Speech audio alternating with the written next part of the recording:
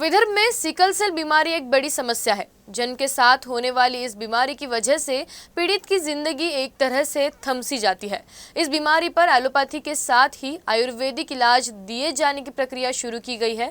नागपुर स्थित क्षेत्रीय आयुर्वेदिक अनुसंधान संस्थान ने ICMR के साथ मिलकर विदर्भ में एक प्रोजेक्ट शुरू किया गया है, जिसके तहत इस बीमारियों के रोगियों की न सिर्फ खोज की जा रही है, बल्कि उन्हें आयुर्वेद के सहारे इलाज भी दिया जा रहा है।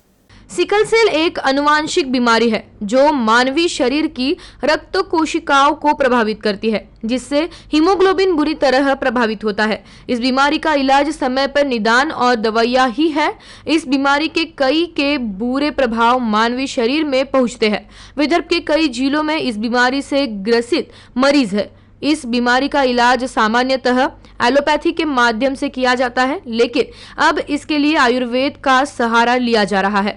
नागपुर स्थित क्षेत्रीय आयुर्वेदिक अनुसंधान संस्थान ने Indian council of medical research के साथ मिलकर इस बीमारी के इलाज के लिए आयुर्वेद के सहारे इलाज की शुरुआत की है। कि विदर्भ में सिकल सेल बीमारी का प्रमाण ज़्यादा है।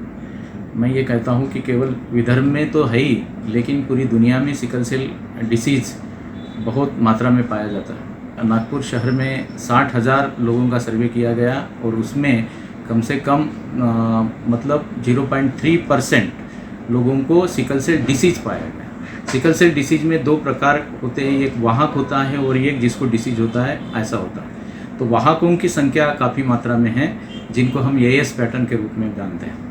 AS पैटर्न का होना यानी वाहक होना, ये जेनेटिक डिसऑर्डर्स है, इसलिए ये जन्म के बाद होने वाली बीमारी नहीं है, ये जन्मजात बीमारी है और इसमें AS और SS दो पैटर्न पाए जाते हैं। SS पैटर्न जो होता है उस पैटर्न में डिसीज के नाम से जाता है, जिसको विभिन्न बीमारियों से ग्रसित होता है और उनको बहुत सारी बीमारियों का संक्रमण और एवं बहुत सारी बीमारियों के दुष्परिणाम उसमें पाए जाते हैं, जिससे रुग्ण ग्रसित रहता है और उसकी टोटल डेवलपमेंट रुक जाती है, जिसको हम बोलते हैं कि बच्चे की डेवलपमेंट रुकना, और बहुत सारी बीमारियां उनसे उत्पन्न हो जाती है, जिसकी वजह से ब्लड ट्रांसफ्यूजन देना, बार बार ब्लड ट्रांसफ्यूजन देना, पेन क्राइसिस आना, लोगों को इसमें मतलब आर्गन फेल्योर में जाना और आखिरी में उसकी मृत्यु हो जाती है, जिसको अल्पायु मृत्यु ऐसे कह सकते हैं। क्षेत्रीय आयुर्वेदिक अनुसंधान संस्थान के निदेशक की माने तो विदर्भ में सिकल सेल एक प्रमुख समस्या है।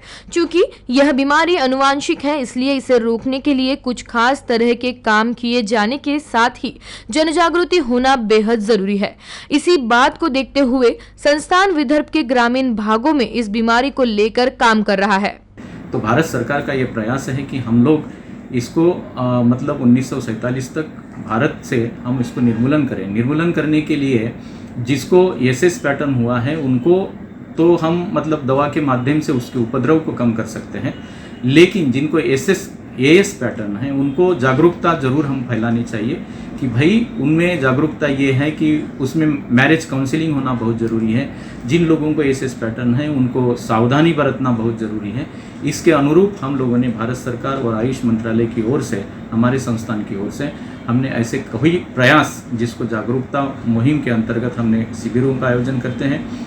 ICMR और बाकी जो अन्य दवाइयाँ जो हैं, मतलब जो आज ऑलरेडी SS पैटर्न के लिए जो दवाइयाँ दी जाती हैं, उसके साथ साथ आयुर्वेद और आयुष की दवाओं का वितरण करके हम लोगों की जीवन मान को सुधारने की कोशिश करते हैं, उनके क्राइसिस को कम करने की कोशिश करते हैं, उसमें उपद्रव होने वाले जो है उपद्रव हैं उनकी मात्रा कम करते हैं और उनका जीवन मान सुधारने का प्रयास करते हैं। वर्तमान में इलाज की मॉडर्न मेडिसिन के एलोपैथी के साथ ही देश की परंपरागत चिकित्सा पद्धति आयुर्वेद का कई बीमारियों के इलाज इस्तेमाल किया जा रहा है। ICMR के साथ मिलकर आयुर्वेद के इलाज के असर का अध्ययन किया जा रहा है। क्षेत्रीय आयुर्वेदिक अनुसंधान संस्थान के निदेशक का कहना है कि कई बीमारियों में आयुर्वेद का असर प्रभावी है।